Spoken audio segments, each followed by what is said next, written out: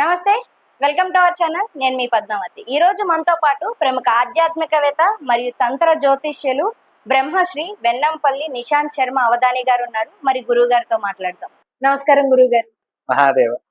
గురువు గారు, ఇప్పుడు ఆషాఢంతో మనకి వచ్చే అమావాస్య గురించి చాలా రకాలుగా కొన్ని లైక్ ఆచారాలు కావచ్చు, లేకుంటే కొన్ని కొన్ని చోట్ల చేసే పూజా విధానాలు కావచ్చు.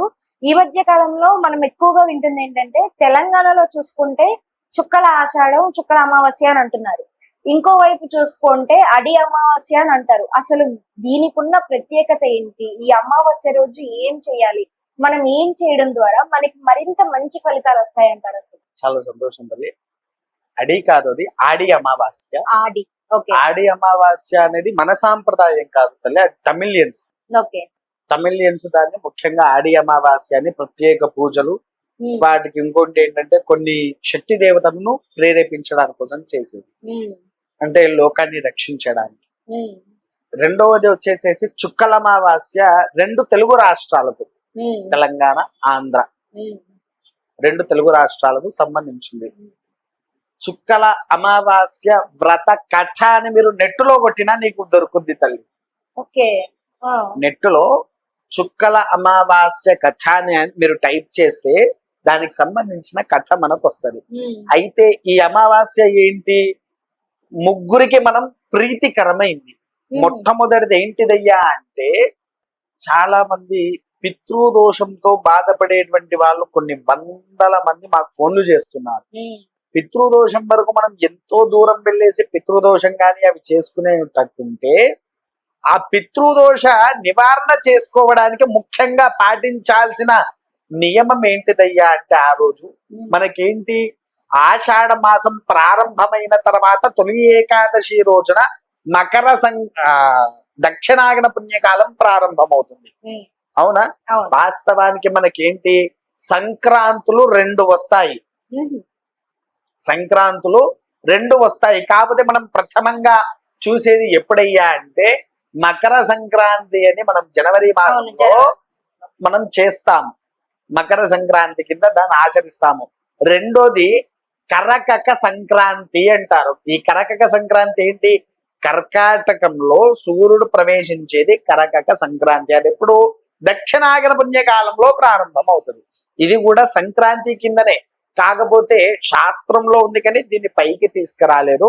అదొక్కటిగానే ఉత్తరాయణం అనేది ఎంతో పుణ్యకాలము. అందులో మరణించిన వాళ్లకు ఖచ్చితంగా స్వర్గప్రాప్తి దక్కుద్ది అని అంటారు. దక్షిణాయనం మరణించిన వాళ్లకు అంత తొందరగా ఏది కూడా ఉండదు అని చెప్పేసేసి అంటూ ఉంటారు. అయితే ఇక్కడ విషయం ఏంటంటయ్యా అంటే, ఈ దక్షిణాయన పుణ్యకాలం ప్రారంభమైన తర్వాత వచ్చేటువంటి మొట్టమొదటి అమావాస్య. ఈ అమావాస్య రోజునే ప్రారంభించేటువంటి వారు ఉదయాన్నే లేచి మరణించినటువంటి వారు ఎవరైతే ఉన్నారో మన కుటుంబ సభ్యుల్లో వారి అందరికి పితృతర్పణము అని అంటాము తల్లి. ఆ పితృతర్పణాన్ని నల్ల నువ్వులతో సూర్యుడు వారికి చూపించి అర్ఘ్యాన్ని వదలాలి. అలా తర్పణం నువ్వు ఎప్పుడైతే అర్ఘ్యం కింద వదులుతావో లేదా తర్పణాలే వదులుతావో ఉండేటువంటి పితృదోషానికి కాస్తంత నివారణ అనేది మనకు వస్తుంది. ఒకే అమావాస్య చేస్తే ఇక నాకు పితృదోషం అయిపోయింది, నేను గోకర్ణం పోయినా నాకు పితృదోషం అయిపోయింది, నేను మోక్షనారాయణ బలి చేయించుకున్నా నాకు పితృదోషం అయిపోయింది, త్రయంబకేశ్వరం పోయినా పితృదోషం అయిపోయింది, ఇంకా లేదు అనుకోకూడదు ఎప్పుడు కూడా. ఎందుకనంటే మీకు తెలుసు విషయం ఏంటి, మనకు సంవత్సరానికి ఒకేసారి జ్వరం వచ్చిందా? ఎప్పుడెప్పుడు వస్తుందమ్మా? మినిమం 2 or 3 times వస్తూ ఉంటది. ఆ ఫీవర్ వచ్చినప్పుడు నీవు ఒకటే టాబ్లెట్ వేసుకున్నప్పుడు తగ్గిందా? తగ్గదు. ఎన్నిసార్లు వేసుకున్నావు? తగ్గేంత వరకు మినిమం ఒక 3-4 సార్లు హాస్పిటల్ కి వెళ్ళాల్సి వస్తుంది, ఇంజెక్షన్ చేయించుకోవాల్సి వస్తుంది. అందులో ఇంకొంచెం పెద్ద ఫీవర్, మలేరియా, టైఫాయిడ్ అలాంటివి వస్తూ ఉంటాయి. ఇంకా వచ్చినప్పుడు అయితే డోసులు పెంచుతారు, ఇంజెక్షన్స్ వేస్తారు, టాబ్లెట్స్ ఒకటే కాదు. అవునా? ఏంటి అని అంటే, తినగ తినగవేమ తీయనుండు అన్నట్టుగానే ఈ పదానికి. అంటే నువ్వు నిత్యంగా అమావాస్య రోజు తర్పణం వదిలినా గోకర్ణం పోయేటి వారు సంవత్సరానికి 3 సార్లు పోవాలి. ఒక్కసారి కాదు, సంవత్సరంలో 3 సార్లు పోవాలి. అది కూడా ఒక్కొక్క దానికి 4 మాసాల వ్యవధి ఉండాలి. అలా ఒక సంవత్సరంలో 3 సార్లు పోతే నీలో ఉండేటువంటి పితృదోషం అనేటువంటిది తగ్గిపోతుంది. విన్నారా తల్లి? మొదటిగా ఇప్పుడు వచ్చేటువంటిది. పూర్వంలో ఇంకోటి కూడా ఒకటి ఉండేది. ఏంటి, మన ఇంట్లో ఒక వివాహం అయింది, లేదా భూమి పూజ చేశావు, లేకపోతే దర్వాజా పూజ చేశావు, లేకపోతే ఇంకొకటి ఏంటి, గృహప్రవేశము, ఇలా ఎన్నో శుభ కార్యక్రమాలు ఆచరించావు. ఆచరించేసరికి ఏమైంది, అనుకోకుండా 2 మాసాలకే ఇంట్లో తిథి కార్యక్రమం వచ్చేసింది. అయ్యా నువ్వు ఇవి చేశావు కాబట్టి పనికిరాదు, ఇది చెయ్యొద్దు అని అనేటువంటి వారు.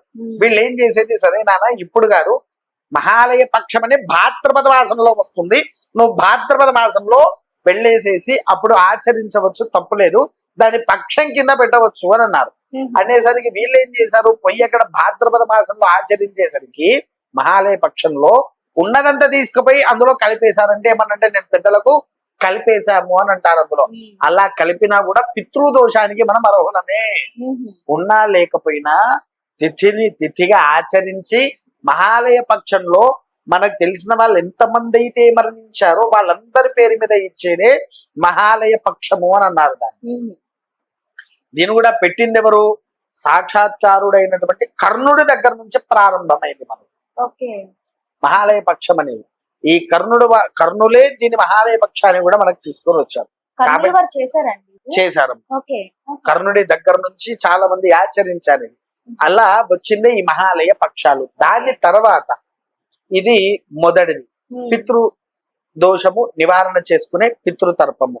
రెండవది క్రితం వీడియోలో మనం చెప్పుకున్నాము, కామిక ఏకాదశి రోజు సుమంగళి గౌరీ వ్రతము అనేటువంటిది.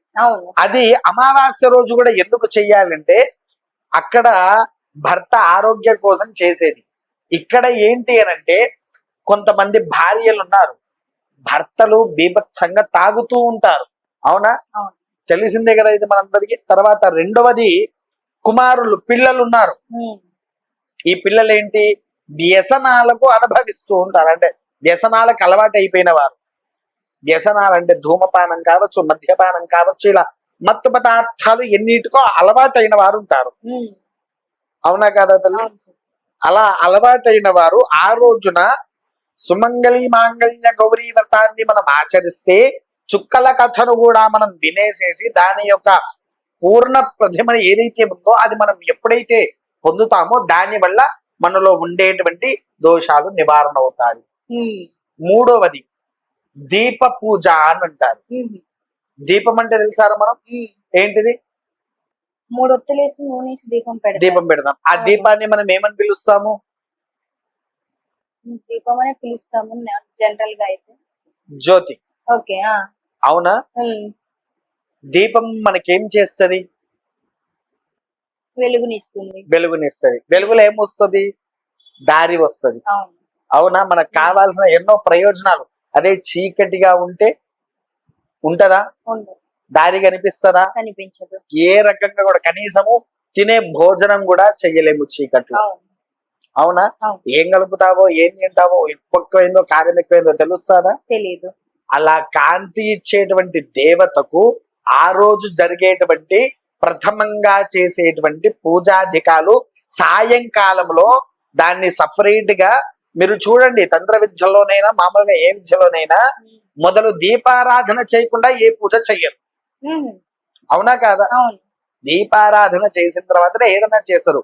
ఆ రోజు యొక్క దీపదేవి అంటే జ్యోతిదేవి యొక్క ఈ వ్రతాన్ని ఎవరైతే ఆచరిస్తారో సకల భోగ భాగ్య ధన కనక వస్తు వాహన పుత్ర పౌత్రులతో కూడా విరధిల్లుతూ ఉంటారు తల్లి. ఈ అమావాస్య రోజు ఇవి 3 ఆచరిస్తే సకల యోగ్యత అనేది మనకు దక్కుతది. నిజంగా గురువు గారు చాలా చక్కగా వివరించారు. ఎందుకంటే అమావాస్య రోజు ఏం చేసుకోవడం ద్వారా పితృదోషాలు అతి ముఖ్యంగా ఇప్పుడు ప్రతి ఒక్కరూ పడే కష్టాలకి మెయిన్ గా కారణం కూడా పితృదోషాలు. మన పితృదేవతలకు మనం చేసే కర్మలు సఫలంగా చెయ్యకపోతే దాని దోషం తగిలి ఇప్పుడు చాలా మంది వాటిని అనుభవిస్తున్నారు. మీరు చెప్పింది కూడా వాస్తవమే. చాలా మంది గోకర్ణ వెళ్ళొచ్చామండి, మాకు ఇంకా అయిపోయింది అంటారు. గోకర్ణకు వెళ్ళొస్తే చాలు, ఇంకా జీవితంలో మనం చేయకపోయినా పర్వాలేదు. ఇటువంటి అపోహలని ఎక్కువగా సృష్టిస్తున్నారు అందరిలోనూ కూడా. చాలా చక్కగా వివరించారు. దాని గురించి కూడా ధన్యవాదాలు గురుగారు. మహాదేవ.